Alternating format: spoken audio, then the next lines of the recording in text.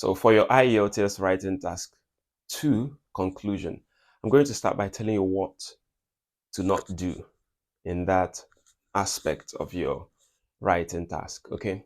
And there's one key thing to avoid, and that is to not make an extra point. Do not make an extra point. Do not introduce a new idea. You have done 2 ideas already, or 3 ideas as it were, depending on how many points you were able to develop in your body paragraphs. You're not expected to introduce a 3rd or 4th one, okay, as the case may be.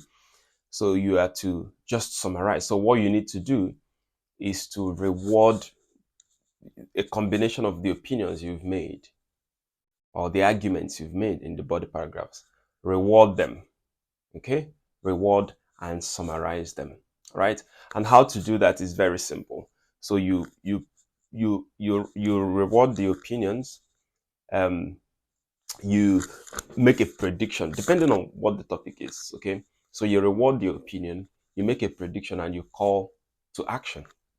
So let's make it more practical. Say, for instance, you are writing on a topic that says it is better to teach kids at home than to teach them in schools, which in other words means that it is better for parents to teach their kids at home than for teachers to teach them in school, say in the first 5 to 10 years of their lives. And you have chosen to make your argument in favor of parents, okay? And maybe the 2 points you developed in your body paragraphs are that one, teaching them at home provides extra trustworthy monitoring. So if parents teach their children at home, they're able to monitor the children better than teachers would, because first of all, they are the parents of these children and they know these children better and they understand these children better, and they'll be able to monitor them and action any observations they pick up that need further investigation or further action. That's one.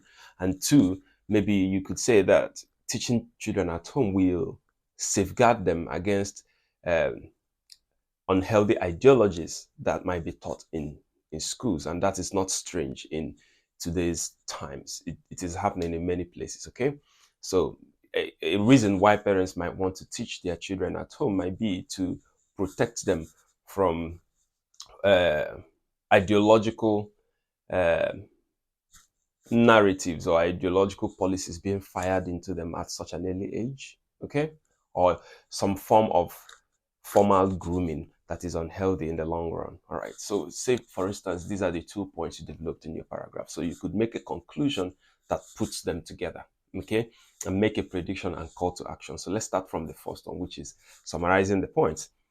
So you could say something like, teaching children at home prevents the introduction of unhealthy ideologies in public schools as it is seen in many places today. It also provides avenue for closer monitoring, and the best people to do this is the parents. Okay, so you've put those 2 ideas together and you have rewarded them. Okay, now the next thing is to make a prediction. So you've made a first sentence, full stop, right?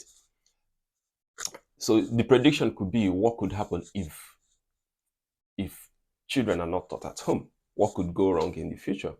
Or you could make a prediction of what could go well in the future if they're taught at home. Okay, so many things are, let's assume that so many things are probably going wrong already because most children are taught in schools, okay?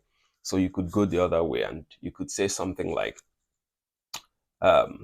many children are suicidal, depressed, um, and are suffering from loss of identity currently because they are taught in the public school system predominantly. In the future, if children are taught by parents at home, this could be prevented. So you've made a positive prediction of the outcomes of the opinion that you're supporting. And then finally, you could call to action. You've made 2 sentences, and finally, or you could continue with that sentence. It could be 2 sentences. You could say, okay, full stop, and then finally, therefore, comma, all right, call to action.